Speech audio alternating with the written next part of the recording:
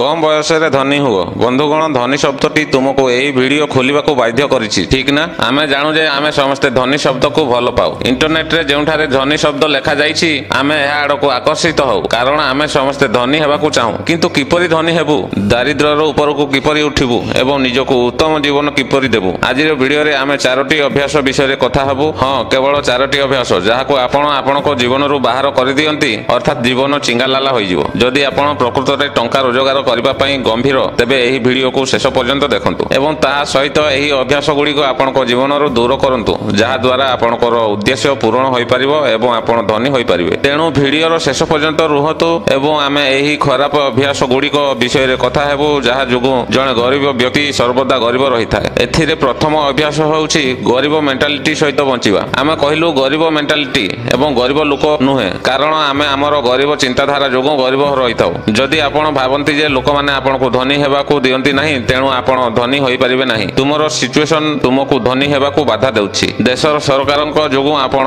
धनी हेबा एक प्रकार असंभव। ता छडा टैक्स व्यवस्था आपनको गरीब करबा पई डिजाइन करा जाइछि, तेणु आपण केबे धनी हेई परिबे नाही। ए सबु भाबिबा प्रकृत रे पुर मेंटालिटी रो एक लक्षण, किंतु एथिरे आपण एका नहंती। देशर 90% लोक एही कैटेगरी रे पड़ंती एवं एही कारणरू भारत एबे भी एक गरीब देश। आमे हमर दारिद्र्य पई समस्तଙ୍କୁ दायी करू। जेतेबेले टंका विषय कथा हुए ता सुनिबाकू मजा लागे, किंतु जेतेबेले एहा करबा कथा आसे आमे विभिन्न प्रकारर बहाना करिथाउ। एहा विपदपूर्ण जे आमे एहाको परे करिवु, आम पाखरे समय नाही एवं मु आउ किछि जानि नाही। किंतु बंधुगण एहा एक मिथ्या, जहा बहुत खराब भाबरे प्रसारित होउछि। सफलता नियम समस्तଙ୍କ पई समान। आमे सारा दिन टंका पई काम करू एवं शेषरे जेतेबेले आमे अधिक टंका रोजगार करू ना, जेतेबेले आमे निजको शांति कर दउ जे अधिक टंका रोजगार करी कोन हबो, टंका रु थोड़ी शांति मिलिबो। तेबे बंधु माने तुमे मते कुह, जे व्यक्तिर टंका अभाव अछि से कोन शांति रे रहि परिबो? ठीक अछि, किंतु जदि तुमरो कोटी कोटी टंका अछि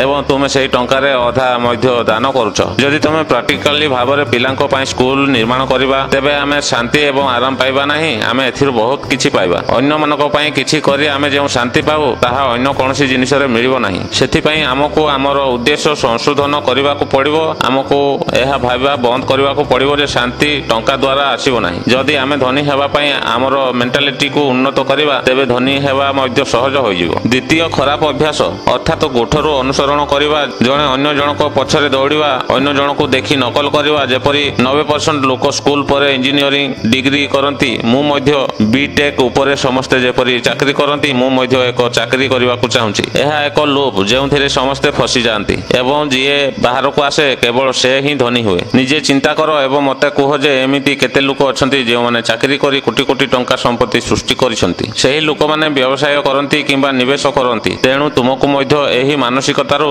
बाहरिबा को पड़िबो। जदि तुमे चाकरी करो एवं एथिरे संतुष्ट, तेबे चिंता करो नाही, एथिरे कोनोसी क्षति नाही। केवल एतिकी जे तुमे एथिरु धनी होई परिबो नाही। जदि आपण कोनोसी चाकरी करू नाहंती किंबा आपणकर चाकरी रे संतुष्ट नाही, तेबे तुमको अन्य दुईटी विकल्प विषय रे चिंता करबा को पड़िबो। सेथि पई आपणको पसंदरो एक चाकरी खोजंतु, कारण सेतेबेले ही आपण संपूर्ण निष्ठार सहित सठिक भाबरे काम करि परिबे एवं तापरे आपणको टंका पछरे दौड़िया को पड़िबो नाही। आपणकर आग्रह ही आपणको टंका रोजगार करिवो। तृतीय खराब अभ्यास विषय रे कहिबाकू गले एहा हेउछि रिस्क न नेबा। जदि आपण आपणकर चारि पाखरे देखिथिबो समस्त लोकंको सठिक भाबरे विश्लेषण करंती, तेबे आपण देखिथिबे जे समस्त सुरक्षित रहिबाकू चाहंती, सिक्युरिटी सहित बंचिबाकू चाहंती, केही रिस्क नेबाकू चाहंती नाही। पिला दिनरु घरे किंबा स्कूल रु आम भितरे एपरि मानसिकता विकसित हुए, आमर मन आराम रे रहिबाकू पसंद करे, जहा जोगु आमे रिस्क नेबाकू भय करू एवं एही भय हमकू धनी हेबाकू दिए नाही। एही भय जोगु आमे सरकारी चाकरी पई प्रस्तुत करू। एही भय जोगु जदिओ आमे सरकारी चाकरी न पाइलु, आमे एक बेसरकारी चाकरी करू एवं प्रति मासरे एक सुरक्षित रोजगार उच्च करू। साधारण लोकंको एही असुरक्षा को एक अस्त्र भाबरे व्यवहार करी धनी लोक माने टंका रोजगार करंती। व्यवसायी माने सेमानकर प्रोडक्ट बिक्री करंती एवं व्यवसायी सर्वाधिक टंका विनियोग करंती एवं एथिरो लाभ पांती। तेबे आज ही जानतु जे हमर भय पूर्ण संभावना हासिल करिबारे बाधा दिए। हमको हमर प्रिय जिनिस गुडी करू दूरे रखे एवं हमको एडजस्ट करबाकू सिखाए। तेणु जदि आपण कम बयस रे धनी हेबाकू चाहंती, तेबे रिस्क नियंतु। चिंता न करी रिस्क नियंतु नाही, भाबी चिंती रिस्क नियंतु, जहा द्वारा आपण खराब समय रे निजको रक्षा करि परिबे। एहा मध्य जानतु जे एही दुनिया रे केही सुरक्षित नहंती। एहा हम मनर एक भ्रम जे जदि आमे एते टंका रोजगार करूछु, एहार अर्थ हेउछि आमे सुरक्षित। जदि तुमको कोनसी रोग हुए जहा पई टंका ଆବଶ୍ୟକ ହୁଏ। ଲକ୍ଷ ଲକ୍ଷ ଏବଂ ତୁମ ପାଖରେ ଏତେ ଟଙ୍କା ନାହିଁ, ତେବେ ତୁମକୁ ଏତେ ଟଙ୍କା କେଉଁଠାରୁ ଆସିବ? ତୁମେ ଏହାକୁ କିପରି ସୁରକ୍ଷିତ କରିପାରିବ? ଏହି ଦୁନିଆରେ କେହି ସୁରକ୍ଷିତ ନୁହନ୍ତି। ଏପରିକି ରାସ୍ତାରେ ଯାଉଥିବା ଜଣେ ଗରିବ ଲୋକ ବିମାନରେ ଉଡୁଥିବା ଧନୀ ଲୋକଙ୍କ ପରି ବିପଦରେ ପଡ଼ିଥାଏ। ତେଣୁ ବନ୍ଧୁଗଣ, ରିସ୍କ ନିଅ, ଭାବିଚିନ୍ତି ରିସ୍କ ନିଅ ଏବଂ ନିଜକୁ ଧନୀ କର।